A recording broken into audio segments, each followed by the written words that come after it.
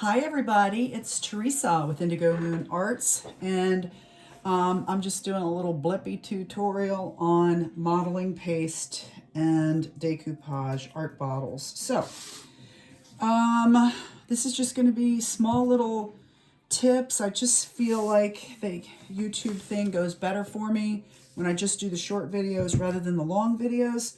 So let's do it. To give you an idea of what I'm doing and showing you how to do it is that I really feel like texture on the bottle, on a plain glass bottle, really amplifies the finished product.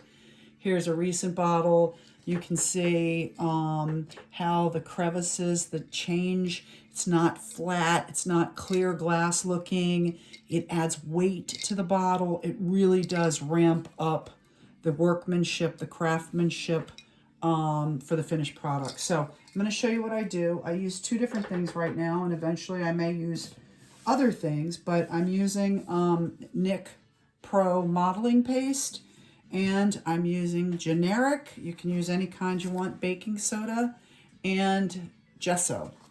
Gesso is an acrylic primer, and it's a thicker, it has adhesive properties with paint in it. It's a thick pasty paint.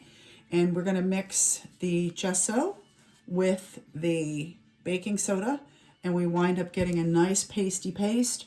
I'm going to show you a bottle that I just did. If I can pick it up, it's still wet. But anyway, I want you to look at the dimension, the three-dimensional effect on the bottle. This was using a paint brush and just the gesso with baking soda mixture. I'm using 2-to-1 or 3-to-1, meaning 2 tablespoons to 3 tablespoons of the acrylic primer gesso with a tablespoon of the baking soda, and I get a nice paste that does that. It kind of blends out a little bit. It does, because of the moisture in the gesso, it does change slightly as it dries. It fills out, it fluffs up a little bit. The lines get wider, is what I'm saying. They were a little smaller, a little thinner when I first put it on, but the baking soda kind of puffs up a little bit, and it gives you an interesting, more fluffy look, thicker rather than thin lines. This is what I'm going to show you how to do now, which I was doing. It is so simple, so simple. This is a mermaid bottle, and this is what I'm doing with the texture paste. A stippling style. It's going to look fantastic when it's painted. I did it just in the corners to make a faux frame around the image. So that's kind of what it looks like. That is a clay embellishment made with DAS air dry clay. But that's what we're going to do. I'm just going to show you how quick and easy it is to add those few little details that really ramp your bottle up and make it look fantastic. Another layer of dimension really adds an exceptional level to your game. So I'm working on this bottle right here, this little bohemian bottle. Again, I've already added the clay embellishments, and on the back, this is kind of cool. I did a previous tutorial. It took 5 minutes to create this look on the back of a bottle. And what you can do with the paint in this is really amazing. But it makes it look like it's embossed. It was just a stencil and modeling paste, same modeling paste I'm using to show you the details I'm going to add to this bottle right now. Okay, so Bohemian, let's go. Now, part of the reason that I'm going to be adding the texture paste frame is to hide and camouflage the decoupage image. So what makes a bottle really exceptional in the end product is when you hide or conceal that it's separate from the bottle. So let me give you an example here. So here's an image that we hid. That is a you know, we've done multiple techniques here to make the moth image not look like it's just basically glued to the bottle. We've hidden that or concealed it with these beautiful DAS clay embellishments that have been finished in gilding wax to give it a metal look. But anyway, we have blended paint on this one, and now I'm going to show you how to do it blending with texture paste. So we take our texture paste. It doesn't matter what kind you use. I'm using the NIC Pro Modeling Paste or texture paste, whatever. Some things are the same, marketed differently.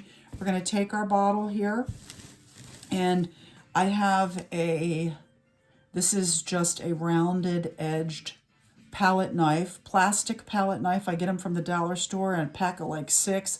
I use them for everything from epoxy clays to this. So we're going to take this, we're going to take a scoop, just a little blobby blob of our texture paste, and I'm going to do the corners like I did on the other one, and I'm just going to tap it.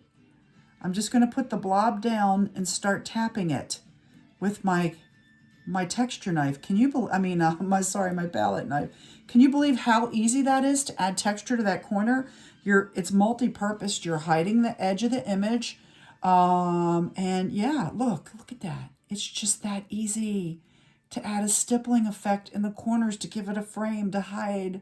It's so satisfying, right? It adds dimension. It's just so cool. When it's painted, it's going to be really neat. So anyway, and you can add it. I'm just adding it strategically where I want the paste to give it an extra kick, bump. There we go.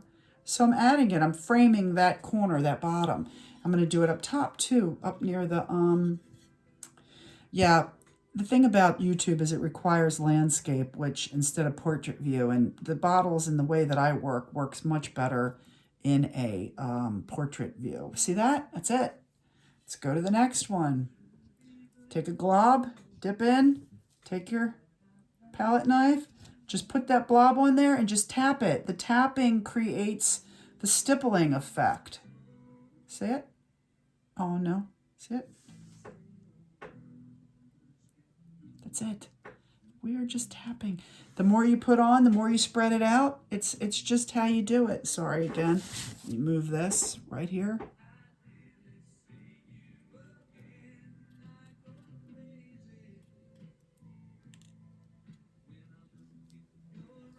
What do you think? Right? And it's going to look dynamic when it is painted. You can touch, where you put it is all up to you. But where we do this to frame, and again, to give it a little bit of attitude. I like a bottle with attitude, right? You can do that. Yeah, it's just very cool. And you want it, since I'm doing a frame, I want it symmetrical, meaning I want the where I'm at putting it. I'm going to put a little bit here in the middle as if it were a center frame. Look, just dabbing here like that. It's that simple. It's a lot of, you get a lot for a little. It's the way I look at it.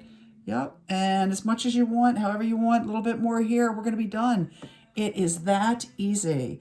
We're going to have an 8 to 9 minute video showing you how to frame and add using your modeling paste, texture paste, whatever you use at home to create these cool little accents on your bottle. Going to ramp up your bottle game. Check it out. Thanks for joining me as always. If you have questions, drop them in the comments. I'll try to answer them and look for the finished product at some point. Over and out.